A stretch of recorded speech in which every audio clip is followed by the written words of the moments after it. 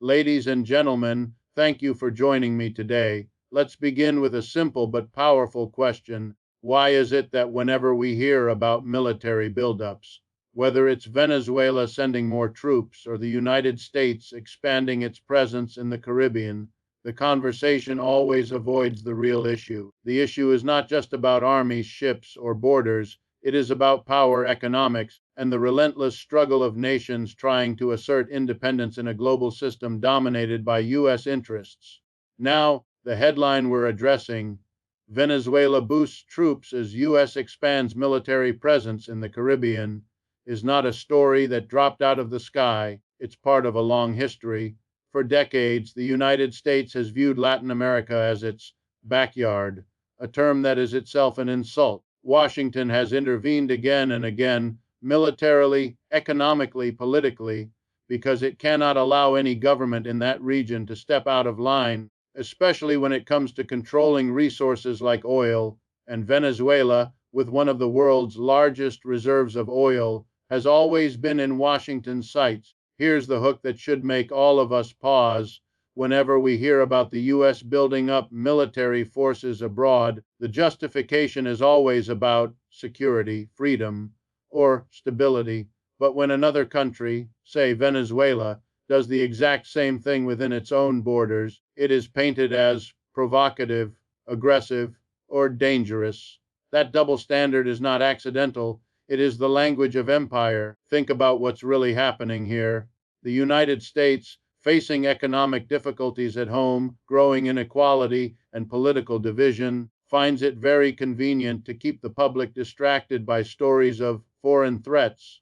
Meanwhile, Venezuela, struggling under crushing U.S. sanctions and economic isolation, boosts its troops not because it plans to invade anyone, but because it is preparing for what it perceives, quite rationally, as a growing U.S. threat at its doorstep. We have to ask ourselves, who benefits from this militarization? Is it the working people of Venezuela? Is it the working people of the United States? The answer is no. The beneficiaries are the oil companies, the defense contractors, and the political elites who thrive on fear and crisis. Ordinary people, both in Venezuela and in the U.S., are left to pay the price in taxes, in lost opportunities, and sometimes, tragically, in blood. Let me leave you with this thought. If the U.S. truly cared about democracy and stability in Latin America, it would not be sending warships. It would be sending doctors, engineers, and trade agreements that respect sovereignty. If Venezuela truly had the space to build its economy without sanctions, perhaps we would not be seeing troops deployed, but rather investments in schools, hospitals, and jobs. So my closing message is this: we must break free from the illusion that military buildup equals security. Real security comes from addressing poverty, inequality, and the desperate need for cooperation rather than confrontation. Until we face that truth, stories like this one will keep repeating. Different names, different regions, but the same old imperial game. And it is time we, the people, say enough. When we talk about the United States expanding its military presence in the Caribbean, we are not merely discussing the movement of ships, aircraft, or personnel. What is at stake is the broader projection of power, the reassertion of geopolitical dominance, and the signaling of intent in a region that Washington has long considered strategically vital. The headline may sound straightforward: troop deployments, naval maneuvers, joint exercises, but the deeper reality is far more telling. Why does the United States feel compelled to expand its military footprint in waters that are thousands of miles from its mainland? Why, at this particular moment, does the U.S. government believe it necessary to escalate tensions near Venezuela? These are the questions that reveal the true nature of what is unfolding. The United States has a long history of asserting control over the Caribbean, from the Spanish-American War at the turn of the 20th century, which brought Puerto Rico, Cuba, and the Philippines under U.S. influence, to the 1962 Cuban Missile Crisis. The region has been treated as an arena of contestation where Washington tolerates no rival powers. This is not simply a matter of geography, but one of ideology and economics. The Caribbean is seen as the southern flank of U.S. national security, a corridor for shipping lanes, and a gateway to Latin America's vast resources. When the U.S. sends additional ships, increases surveillance flights, or builds new military partnerships in the area, it is not just responding to threats, it is reasserting its historical claim to dominance. Here is the hook that should give us pause. If another country, say China or Russia, were to increase its naval presence off the coast of Florida, the United States would interpret it as an existential provocation, perhaps even an act of war. Yet, when the US does the same thing near Venezuela or Cuba, it is presented to the world as routine, necessary, and even noble. This double standard is not accidental. It is the very language of empire, a framework designed to normalize US actions abroad while delegitimizing those of others. The timing of this expansion is no coincidence either. The US is grappling with internal economic problems, deep political polarization, and waning global influence. When domestic crises mount, foreign policy often shifts toward displays of military strength. It is a classic distraction tactic. By highlighting the threat of Venezuela or by casting the Caribbean as unstable, Washington diverts public attention away from inequality, healthcare failures, or stagnant wages at home. Military maneuvers become a spectacle of control, a reassurance to the American public that power is still firmly in U.S. hands. But there is another layer. Venezuela remains one of the world's most resource-rich nations, particularly in oil. Control over energy markets has always been at the center of U.S. foreign policy. Expanding a military presence in the Caribbean, near Venezuelan shores, is not simply about countering political adversaries. It is about positioning for leverage over energy supplies and regional trade routes. The U.S. is sending a signal not just to Venezuela, but to other nations in Latin America: resist U.S. influence, and the military will remind you of the consequences. This raises an uncomfortable but necessary question: who truly benefits from this expansion? The ordinary citizens of the United States do not benefit, as their tax dollars fund costly military operations that rarely improve their lives. The people of Venezuela certainly do not benefit, as the sight of U.S. warships off their coast only deepens fears of intervention. The ones who do benefit are a narrow group: defense contractors, oil companies, and political elites who thrive on an environment of constant tension. Every new deployment, every naval exercise, is another opportunity for billions of dollars in contracts and another justification for keeping the machinery of war running. Let us reflect on this. Security is not measured by how many troops one can station near another country's borders. Real security is measured by the health, stability, and prosperity of a population. Yet the U.S. continues to equate military expansion with safety, even when history shows the opposite. Every escalation in the Caribbean raises the risk of confrontation, miscalculation, and deeper instability. The people living in the region are not asking for more warships, they are asking for more jobs, schools, and health care. By ignoring those needs in favor of projecting military power, Washington reinforces a cycle of tension that benefits the few while endangering the many. This is why the expansion of U.S. military presence in the Caribbean should not be read as a neutral or defensive act. It is a calculated move in a long-standing pattern of control, a continuation of imperial habits that place profit and power above genuine security, and it forces us to confront the uncomfortable reality: when the U.S. talks about protecting freedom abroad, it is often masking the defense of its own economic and geopolitical interests. That is the real story behind the headlines. When Venezuela makes the decision to boost its troop presence within its own borders, the story is immediately framed by Western media as provocative, confrontational, or even reckless. But here is the question that demands closer attention: is Venezuela acting aggressively, or is it simply responding rationally to a growing military buildup on its doorstep? When a nation sees foreign warships circling nearby and hears hostile rhetoric from the world's most powerful military force, the instinct to strengthen its defenses is not only understandable, it is inevitable. What we are witnessing in Venezuela's troop increase is less about preparing for war and more about survival in an environment where external pressure is constant and escalating. Venezuela has lived for years under the weight of U.S. sanctions that have crippled its economy, limited access to international trade, and created severe shortages of basic goods. The economic war waged against it is not an abstract concept, but a lived reality for millions of Venezuelans who face inflation, unemployment, and scarcity. Now imagine pairing those economic hardships with the sight of U.S. military vessels stationed just beyond the horizon.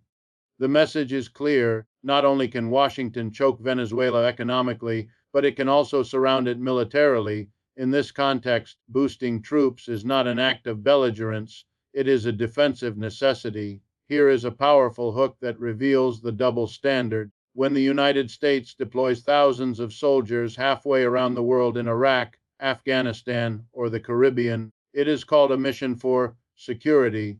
But when Venezuela moves its own troops inside its own borders, suddenly it becomes a threat to peace. That contradiction exposes how narratives are shaped not by facts, but by who holds the power to define them. The U.S. controls the global media narrative, and so Venezuela's actions are cast in the worst possible light, even when they mirror the very strategies the U.S. itself employs. The internal logic of Venezuela's move becomes even clearer when we consider the broader historical backdrop. Latin America has repeatedly seen governments overthrown, leaders assassinated, and nations destabilized when their policies defied U.S. interests. From Guatemala in 1954 to Chile in 1973, the pattern is undeniable. When a Latin American government challenges the political or economic dominance of Washington, it often finds itself targeted by covert operations, embargoes, or outright invasions. Venezuela, especially under leaders like Hugo Chavez and Nicolas Maduro, has positioned itself as defiant of U.S. power, nationalizing oil resources and aligning with alternative global powers. In such a context, preparing militarily is not a gamble, it is a hedge against a very real historical precedent of intervention. We should also recognize that boosting troops is about signaling, not just preparation. Venezuela is sending a message both domestically and internationally. To its own people, it is demonstrating that the government will not stand idly by while foreign powers increase their presence nearby. This is crucial in a nation struggling with internal divisions, economic crisis, and opposition movements. For the population to feel any sense of sovereignty, there must be a visible defense of national territory. To the outside world, especially to Washington, the message is equally pointed. Venezuela will not be an easy target, and any attempt at military pressure will be met with organized resistance. But who ultimately pays the price for this militarization? It is not the elites in Caracas who live with security details, nor is it the policymakers in Washington who orchestrate these pressures from afar. It is the ordinary people, both in Venezuela and potentially in neighboring countries, who bear the risk. Every additional soldier deployed is one more reminder of the fragility of peace in the region. Every military maneuver, whether by the U.S. or Venezuela, increases the likelihood of an accidental clash or a misinterpreted move that could spiral into open conflict. And yet, for Venezuela, the alternative, failing to defend itself, would be even more dangerous. We need to see this clearly. Venezuela's troop boost is not about expansionist ambition. There are no Venezuelan warships patrolling the Gulf of Mexico, no plans to station troops in Puerto Rico or the Bahamas. The action is defensive, a response to external pressure, not a provocation for conquest. The real provocation is the presence of the world's largest military power surrounding a smaller, economically weakened nation, then portraying that nation's defensive measures as illegitimate. This is the imbalance that defines global politics. One side holds overwhelming force and the power of narrative, while the other is condemned even for defending itself. The world should not interpret Venezuela's troop increase as the drumbeat of war. It should be read as a signal of fear, of necessity, and of the instinct of a nation that has been cornered economically, politically, and militarily. It is the reflex of a country that has seen what happens to others in its region when they fail to prepare. And that raises the most urgent question of all: how long can this cycle of pressure and counter-pressure continue before it tips into something that no one can control? For more than a century, the United States has treated Latin America not as a collection of sovereign nations with independent destinies, but as a zone of influence where Washington decides the limits of political and economic freedom. When we examine the U.S. military expansion in the Caribbean today, paired with Venezuela's defensive response, we cannot separate it from this long and deeply entrenched history. The phrase often used in Washington, calling Latin America the backyard of the United States, is not a casual description, it is a worldview, one that assumes the nations of the region exist primarily within the orbit of U.S. interests. That is why every time a Latin American country attempts to chart its own path, whether by nationalizing resources, building alliances outside U.S. approval, or asserting a political ideology contrary to Washington's, it finds itself at the center of economic pressure, diplomatic isolation, or outright military threat. The history of U.S. influence in the region is littered with interventions that stripped nations of autonomy under the banner of protecting democracy. In Guatemala in 1954, a democratically elected government sought to redistribute land controlled by a U.S. corporation. Washington responded not with dialogue, but with a CIA-backed coup that toppled the government and ushered in decades of repression. In Chile in 1973, Salvador Allende's socialist government was violently overthrown with U.S. support, paving the way for a dictatorship. The Dominican Republic, Nicaragua, Grenada, the list of direct and indirect U.S. interventions is long, and each time the justification was the same: preserving freedom, stopping communism, or maintaining stability. Yet the outcome was often greater instability, economic dependency, and deep wounds that shaped generations. Here is the hook that makes the present moment so important. When the United States expands its military presence in the Caribbean today, it is not a new story but a replay of a very old one.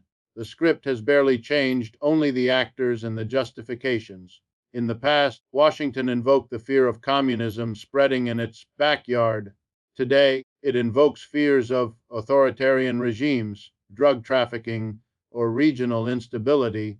The labels change, but the underlying principle remains the same. No Latin American government will be allowed to develop policies that conflict too sharply with U.S. economic or strategic priorities. Venezuela is the latest and most glaring example.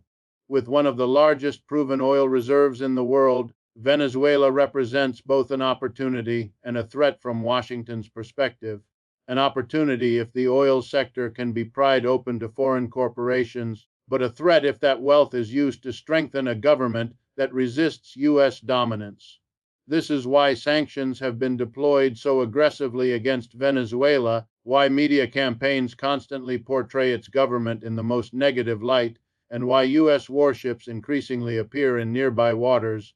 The history of U.S. influence in Latin America provides the blueprint.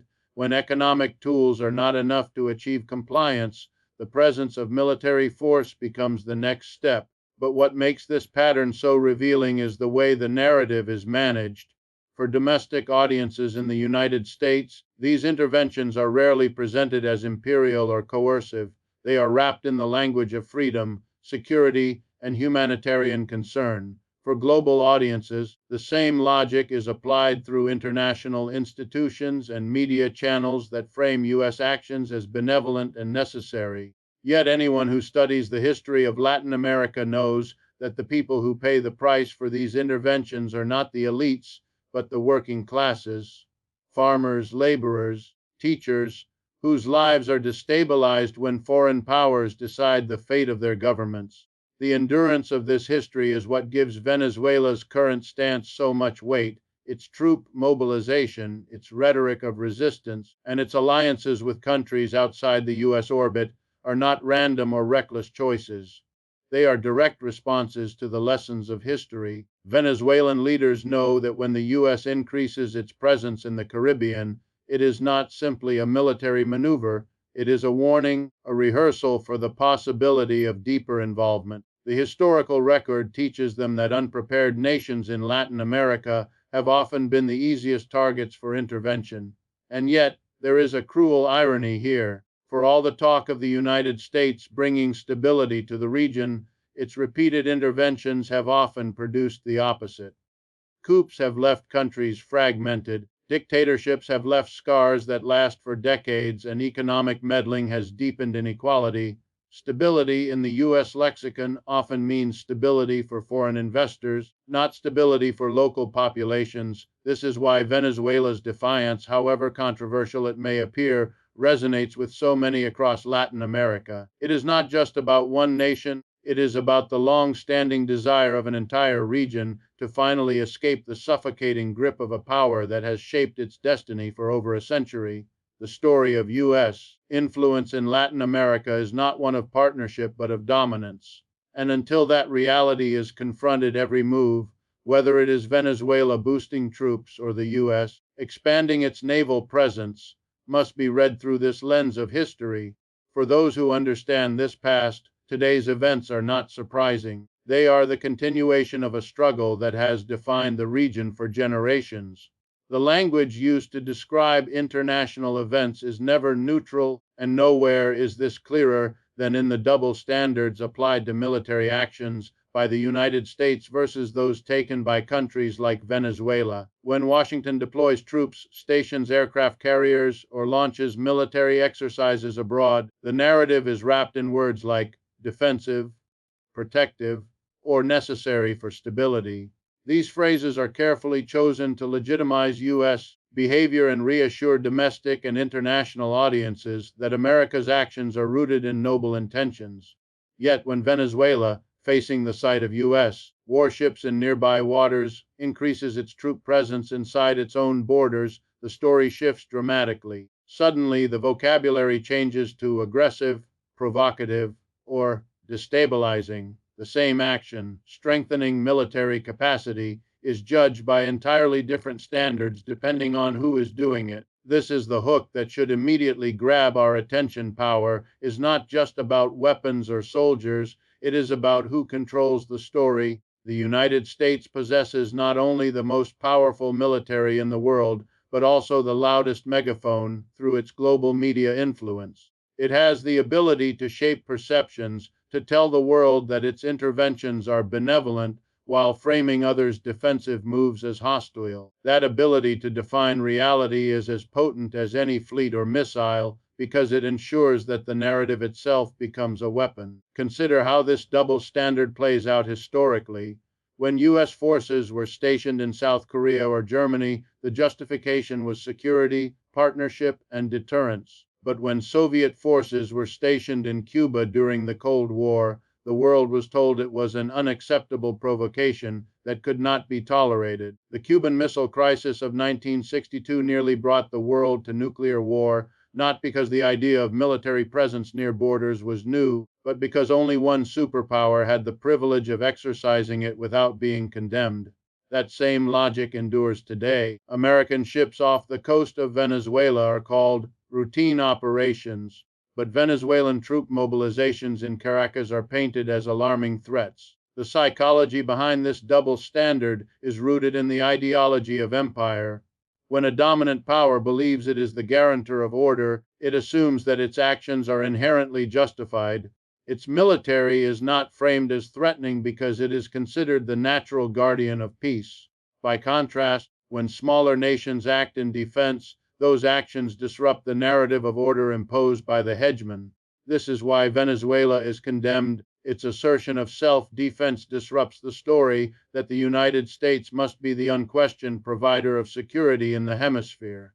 For the Venezuelan people, however, the double standard is not an abstract concept, it is lived reality. They see sanctions cutting off trade, foreign media portraying their government as illegitimate, and U.S. troops maneuvering nearby. In that context, the decision to boost domestic troop numbers is not only rational but essential. Yet the moment Venezuela acts, it becomes the villain of the story.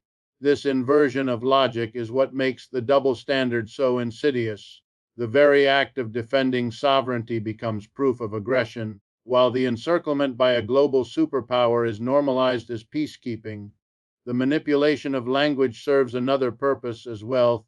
It conditions international audiences to accept escalation from the United States while condemning resistance from others. Every time the media repeats words like provocative or destabilizing To describe Venezuela's troop deployments, it erodes the legitimacy of Venezuela's right to defend itself. Meanwhile, the phrase regional security attached to U.S. maneuvers builds the illusion that Washington's presence is not only acceptable but necessary. This is how power sustains itself, not only through force, but through the repetition of narratives that frame one side as the protector and the other as the aggressor. The deeper question is what happens to global trust when these double standards become too obvious to ignore. Nations across Latin America have seen this pattern before, from Guatemala to Chile to Nicaragua, and they recognize the danger of letting one country define the moral terms of action. The more Washington insists on controlling the story, the more other nations seek alternatives, alliances, media platforms, and narratives that can challenge U.S. dominance. This is why Venezuela has aligned itself with powers like Russia and China, not simply for material aid, but for narrative support, for a counterbalance to a system where its every move is framed as illegitimate. And here is the ultimate irony: by applying such double standards, the United States undermines its own credibility. A country that insists on rules for others but not for itself cannot sustain moral authority indefinitely. The repetition of this pattern in the Caribbean is not only a threat to Venezuela, it is a warning to the world about how fragile the international system becomes when one power claims the right to define all others. The danger is not only in the troops stationed abroad, but in the unequal meanings assigned to them. And once people recognize that, the story begins to lose its hold. Behind every headline about military buildups and geopolitical maneuvering lies an economic reality that often receives far less attention than it deserves. The confrontation between Venezuela and the United States is not simply about ideology, democracy, or abstract notions of freedom. It is at its core about economics, about resources, market sanctions, and the material conditions that drive nations to act the way they do. When Venezuela increases troop numbers, it does so under the weight of suffocating U.S. sanctions that have hollowed out its economy. When the United States expands its military presence in the Caribbean, it does so while facing its own domestic crisis of inequality, political division, and waning economic influence. The military buildup on both sides cannot be separated from these economic drivers. The starting point is Venezuela's economic reality. Once one of the wealthiest countries in Latin America, thanks largely to its massive oil reserves, Venezuela now struggles with hyperinflation, shortages of essential goods, and declining living standards. Much of this decline is tied to the collapse in global oil prices, mismanagement, and corruption, but it has been sharply intensified by U.S. sanctions. These sanctions restrict Venezuela's ability to sell oil on international markets, block access to financial systems, and isolate the country diplomatically. For ordinary Venezuelans, this means empty shelves, unaffordable medicine, and an economy where daily survival is a constant battle. When a government faces this kind of economic warfare, bolstering military strength becomes not just a symbolic move but a protective one, an attempt to signal resilience in the face of external pressure.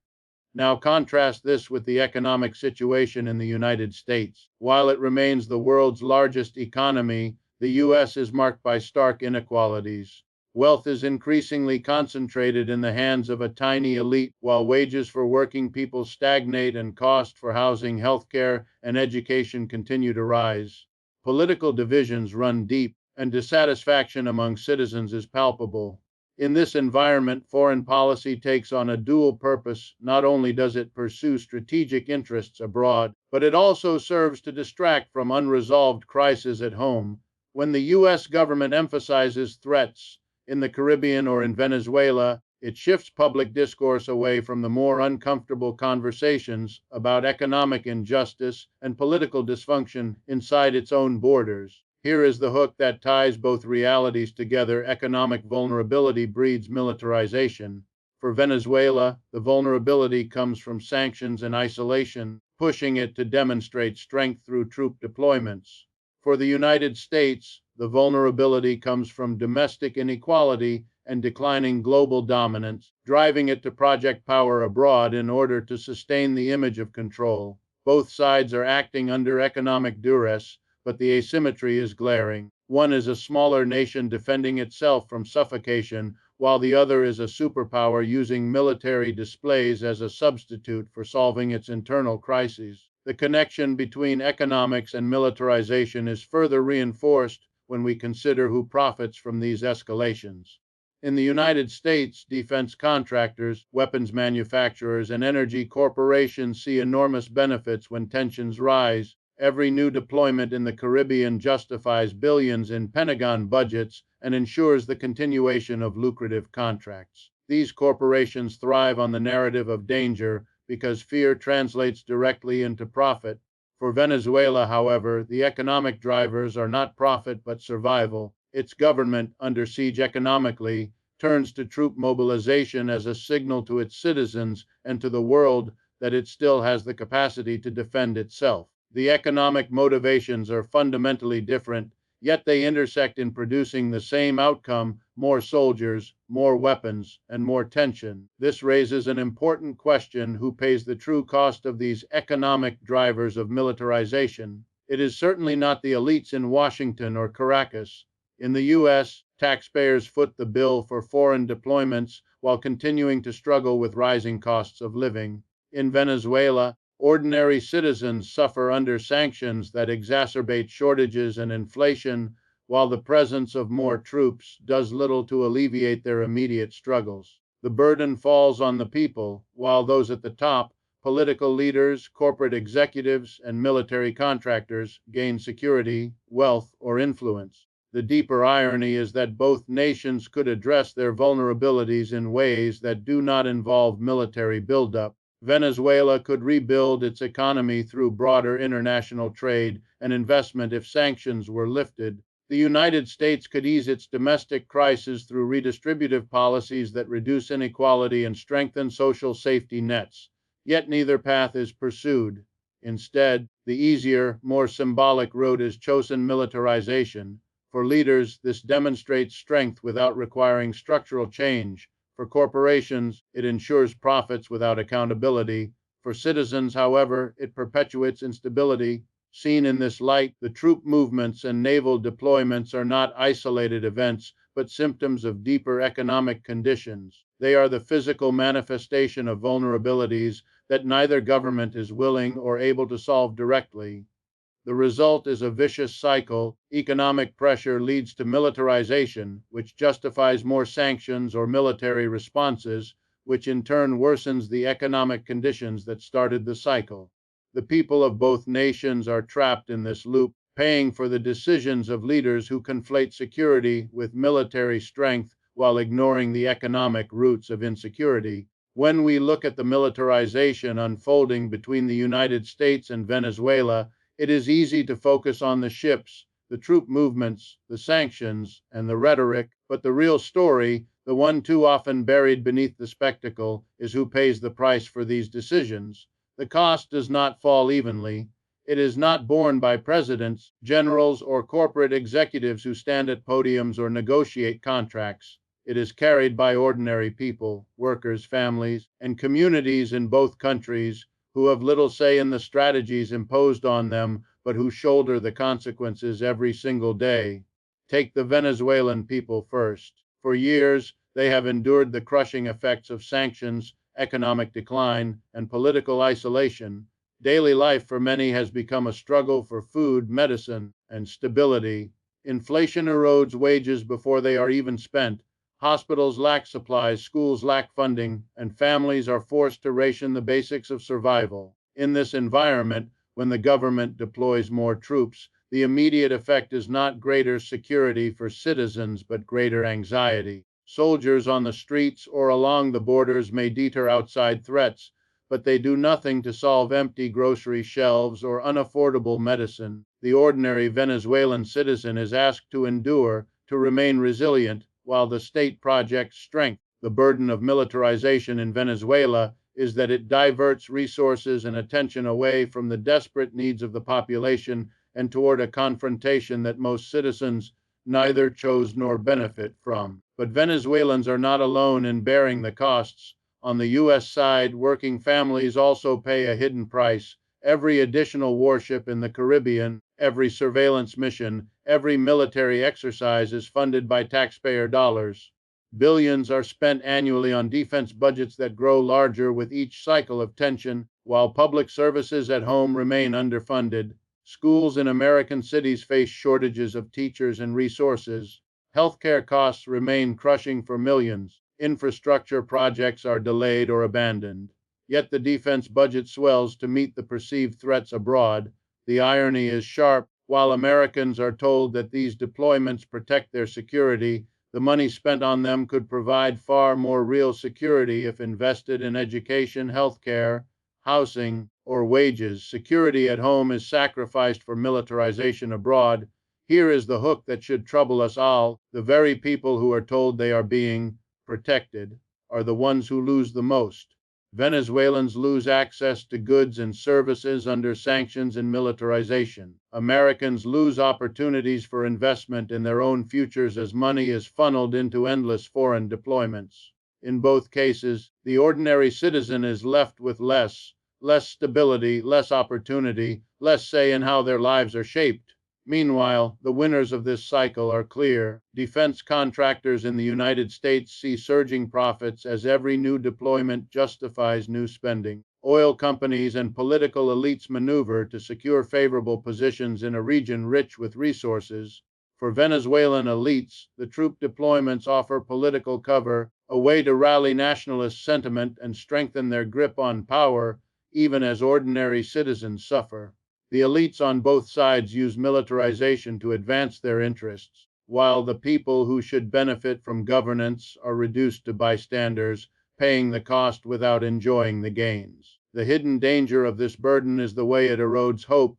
For Venezuelans, the constant presence of sanctions, soldiers, and external threats makes it difficult to imagine a future defined by prosperity rather than survival.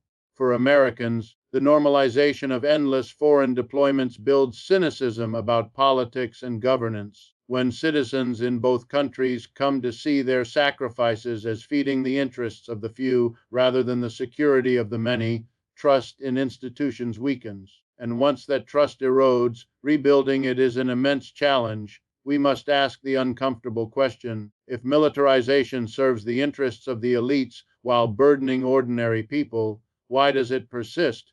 The answer lies in the way narratives are constructed. Citizens are told that sacrifice is necessary for safety, that the hardships they endure are for a greater good. In Venezuela, the message is about defending sovereignty against imperial aggression. In the United States, the message is about protecting freedom and stability in the hemisphere. Yet behind these slogans, the daily reality remains unchanged. Food prices climb, wages stagnate, opportunities disappear, and ordinary people wait for relief that never comes. This is the great tragedy of the U.S. The Venezuelan standoff.